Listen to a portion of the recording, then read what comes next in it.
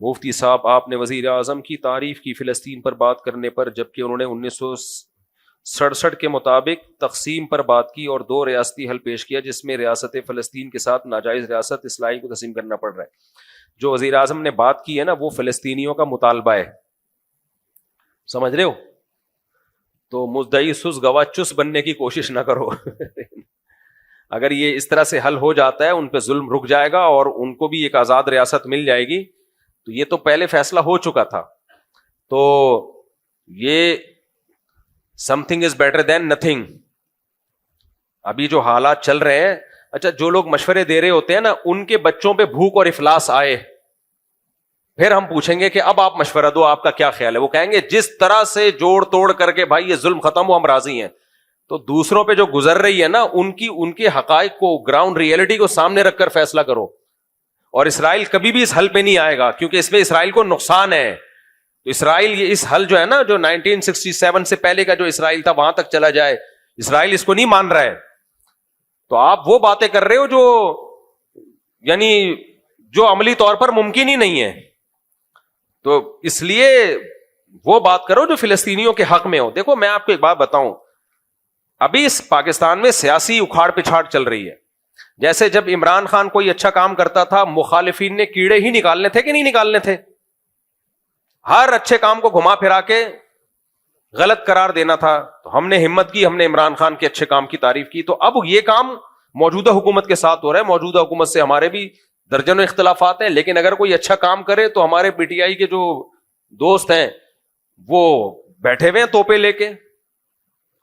میں کہتا ہوں یہی تقریر عمران خان کرتا تو واہ واہ ہو جاتی، بلے بلے دیکھو کیا زبردست جاندار تقریر کر کے آیا ہے۔ تو مجھے یہ ایسا لگ رہا ہے کہ یہ ذاتی بغض اور ذاتی انا کا کچھ مسئلہ زیادہ بنا ہوا ہے۔ تو پھر بھائی ہم لوگ نیوٹرل ہی رہیں تو اچھا ہے۔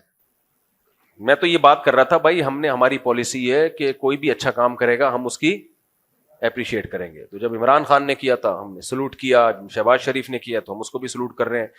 تو اس نے اچھی بات کی۔ اب اس پہ کچھ لوگ اعتراضات کر رہے ہیں، یہ تو اسرائیل کو اسرائیل کو تسلیم نہیں کر رہے۔ فلسطین کی باقاعدہ ایک پاورفل ریاست جس میں بیت المقدس کس کے ہاتھ میں ہوگا؟ فلسطین کے۔ تبھی اسرائیل اس سجیشن پہ قطعاً راضی نہیں ہے۔ وہ جو حل پیش کر رہا ہے اس حل میں تو یہ ہے کہ بالکل فلسطینیوں کو نہتا کر دیا جائے۔ تو اس کے مقابلے میں یہ جو بات کی ہے یہ بہت جاندار بات ہے، اس پہ قوم کو اپریشیٹ کرنا چاہیے۔ تو اپنے ذاتی اختلافات کو ایک طرف کر کے، سمجھتے ہو کہ نہیں سمجھتے؟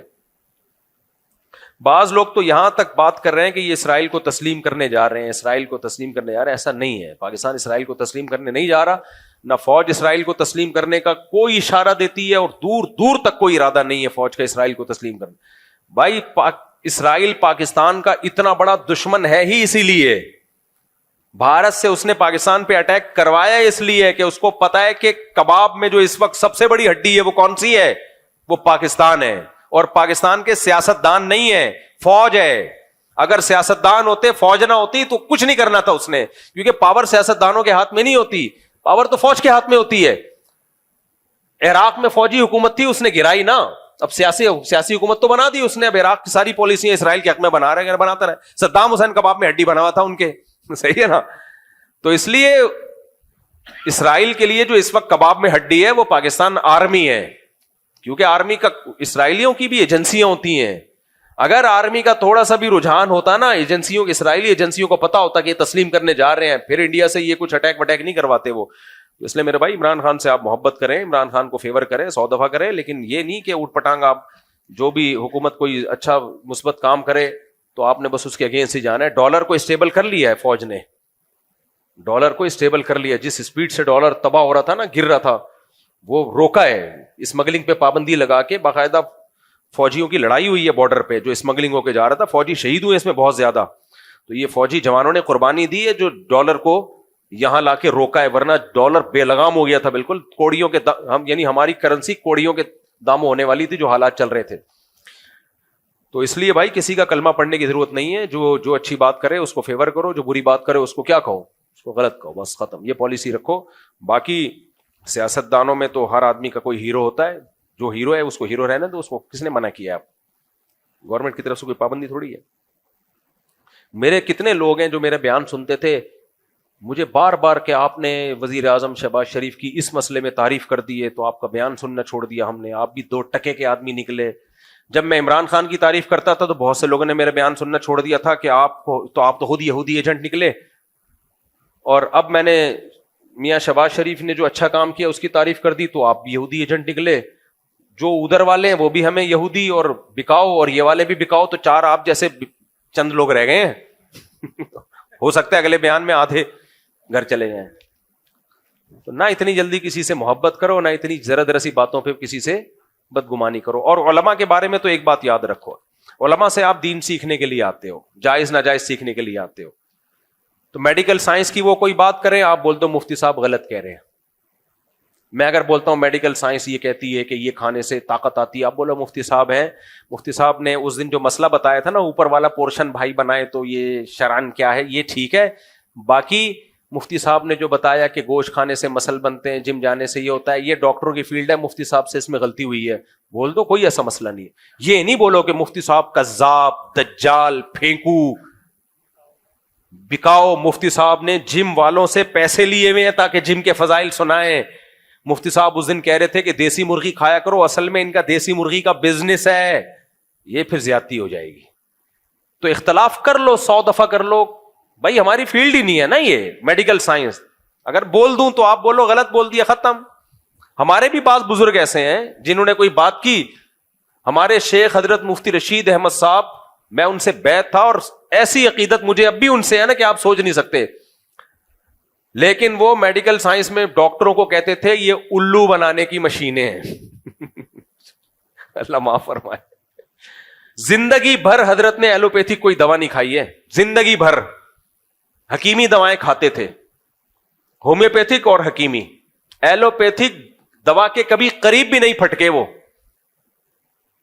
لیکن ہماری رائے یہ ہے کہ یہ ان کی رائے یہ صحیح نہیں تھی, ان سے غلطی ہوئی ہے اس میں. ایلوپیتھک اتنا برا نہیں ہے جتنا ہم اس کو سمجھتے ہیں, بلکہ حکیموں میں فراڈ زیادہ ہے. اور حضرت کی ڈیتھ بھی شوگر سے ہوئی ہے, چیک اپ نہیں کرایا حضرت نے. انہوں نے فرمایا ڈاکٹر کے پاس جانا ہی نہیں ہے, میں گھر میں مروں گا, ہسپتال میں نہیں مروں گا. اور شوگر ہوئی, حضرت مانتے ہی نہیں تھے مجھے شوگر ہے, کیونکہ حکیم آ کے مٹھائیاں کھلا رہے تھے حضرت کو شوگر میں. ہمیں اچھی, میں نے مجھے حکیم کا نام بھی پتا ہے, برفیاں کھلا رہے تھے, حضرت مٹھائی نہیں کھاتے تھے. انہوں نے کہا میں علاج بالمثل کروں گا. علاج بالمثل کا مطلب شوگر ہے تو شوگر سے علاج کروں گا. حضرت مٹھائی نہیں کھا رہے, حضرت کو جلیبیاں کھلا رہے وہ حکیم. تو بھائی بزرگ اپنی جگہ تھے, لیکن ہمارا خیال تھا کہ حضرت کو نہیں تھا, وہ تھے, حضرت کو میڈیکل سائنس پڑھی تھی, حضرت نے ڈاکٹری کتابیں بھی پڑھی تھی, ہومیوپیتھی بھی پڑھی تھی, لیکن کتابیں پڑھنا اور چیز ہوتی ہے, باقاعدہ ڈاکٹر بننا الگ بات. لیکن میں بدگمان نہیں ہوا شیخ و مرشد سے, اب یہ تو جھوٹ بول رہے ہیں معاذ اللہ. نہیں بھائی, وہ انسان ہے یار. جب ہمارے سامنے صحیح مسلم کی ایک حدیث آ گئی کہ پیغمبر صلی اللہ علیہ وسلم نے صحابہ سے کہا کہ نر کھجوروں کو مادہ کھجوروں کے نر کھجوروں کا بھور نہ ملاؤ. صحابہ نے نہیں ملایا, پیداوار کم ہو گئی, کھجوروں کی پیداوار کیا ہو گئی, کم. تو صحابہ نے کہا یا رسول اللہ, ہم نے آپ کے مشورے پر عمل کیا, کھجوروں کے بھور, جو نر کھجوروں کا بھور ہم ڈالتے تھے وہ نہیں ڈالا تو پیداوار کم ہوئی. تو آپ نے فرمایا میں تمہاری طرح کا انسان ہوں, میں جب دنیا کے بارے میں تمہیں کوئی حکم دوں تو تم دنیا مجھ سے زیادہ جانتے ہو, جب دین کا حکم دوں تو اس کو فالو کرنا ہے. تو جب پیغمبر صلی اللہ علیہ وسلم نے یہ بتا دیا کہ بھائی دنیا کی چیزوں کو بتانے میں بشر ہوں تو مجھ سے خطا ہو سکتی ہے, تو مفتی اور عالم کون ہوتا ہے جس سے خطا نہیں ہو سکتی؟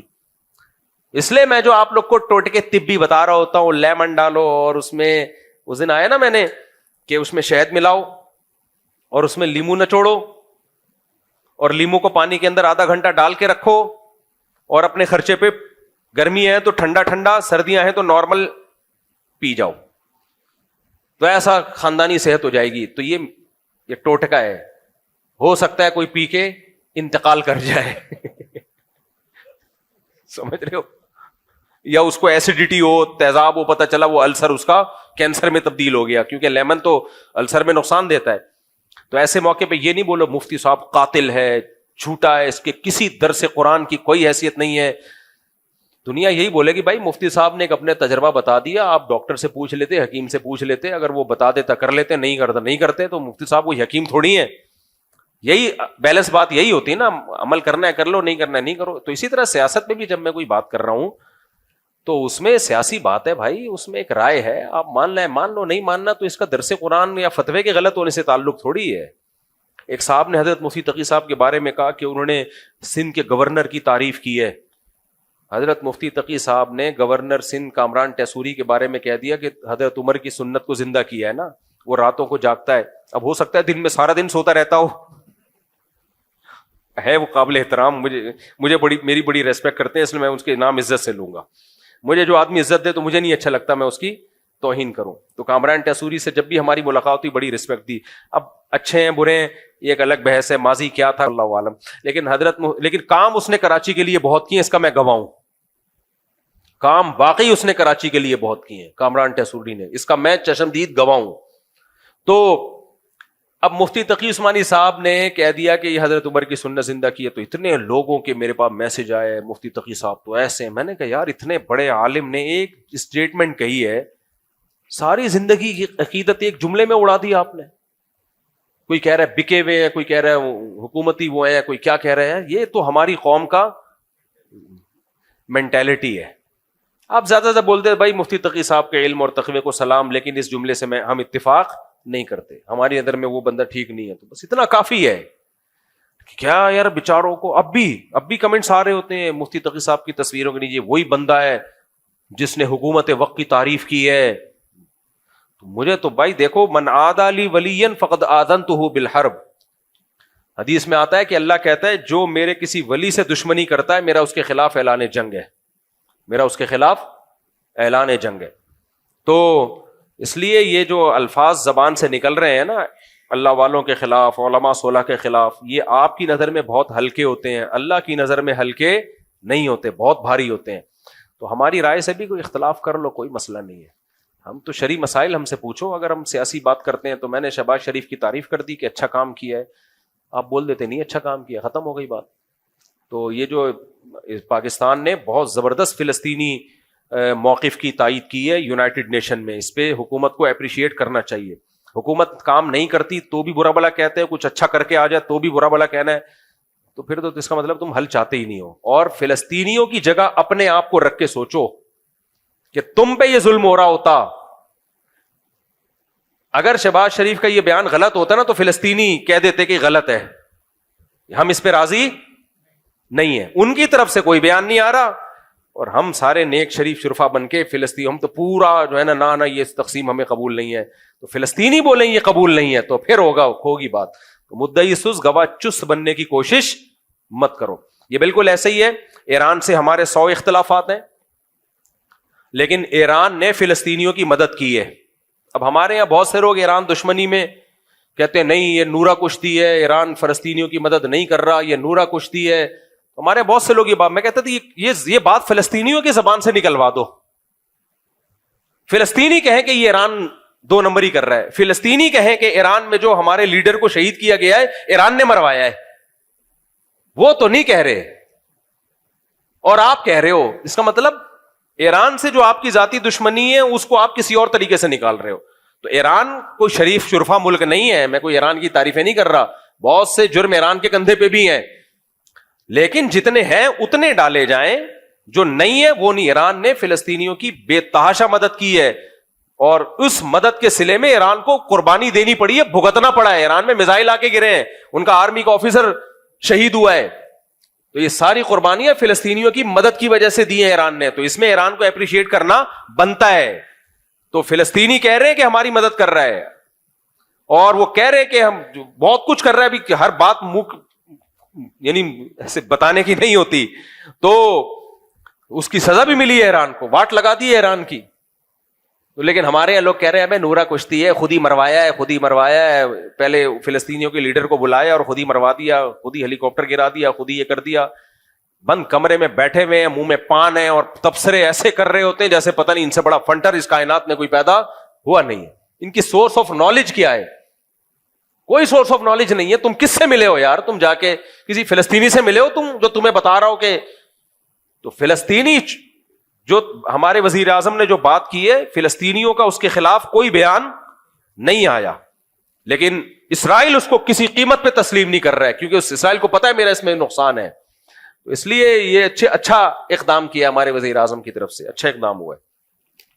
باقی جو بھی یہ کہا کرے نا نہیں یہ تو غلط تقسیم ہو رہی ہے، تو ان سے کہو ٹھیک ہے، تمہارے بچوں پہ جب یہ ظلم ہونا اور بھوکے شہید ہو رہے ہوں اور یہ قحط زدہ حالت میں وہ مبتلا ہوں، پھر تم کہنا کہ نہیں ہمیں وہ یعنی اتنا ایریا چاہیے جو عملی طور پر جس کا امکان ہی نہیں ہے. جن کے بچے شہید ہو رہے ہوتے ہیں، جو بھوک سے تڑپ تڑپ کے جانے دے رہے ہیں، ان کی زندگیوں کو سامنے رکھ کر آپ فیصلہ کریں. یہ ایک ایسا ہے کہ ایک جگہ ایک صاحب جو تھے نا، ایک لڑکا تھا نکاح کرنا چاہتا تھا، تو لڑکے کے بھائی نے لڑکی والوں کے سامنے وہ شرطیں بیان کی کہ چھوٹے بھائی کو یقین ہو گیا کہ یہ لڑکی والے یہ شرطیں مانیں گے نہیں. اب وہ کہہ رہے کہ یار اس سے تو میرا رشتہ ہی ختم ہو جائے گا. بڑا بھائی کہہ رہے نہیں، میں تجھے مروانا نہیں چاہتا، میں چاہتا ہوں ابھی سے یہ شرطیں لکھوا لوں تاکہ بعد میں تو سکون کی زندگی گزارے. چھوٹا کہہ رہا ہے سکون گیا تیل لینے مجھے یہ لوگ ان شرطیں مانیں گے ہی نہیں، میرے تو یہاں شادی نہیں ہوگی. تو یہ بعض دفعہ ایسا ہوتا ہے، وہ کوئی خیر خواہ بن رہا ہوتا ہے، آپ کو کہہ رہا ہوتا ہے کہ بھائی یہ بہت یعنی اس میں یہ ہے، تو اس کو پتا ہوتا ہے بھائی یہ عمل ہی نہیں ہوگا اس کے اوپر، تو یہ میرے ہاتھ سے یہ جو پیکج ہے نا یہ نکل جائے گا. تو اگر یہ حل ہو جاتا ہے تو فلسطینی سکون میں آ جائیں گے. بیت المقدس کس کے ہاتھ میں چلا جائے گا؟ مسلمانوں کے پاس ہوگا. اصل تو بیت المقدس ہے، وہ لینا ہے ہر قیمت پہ. اس لیے میرا خیال ہے کہ شہباز شریف نے اچھی تقریر کی ہے، تو وہ آپ اختلاف کرو 100 دفعہ، لیکن کام خاندانی ہو گیا ہے.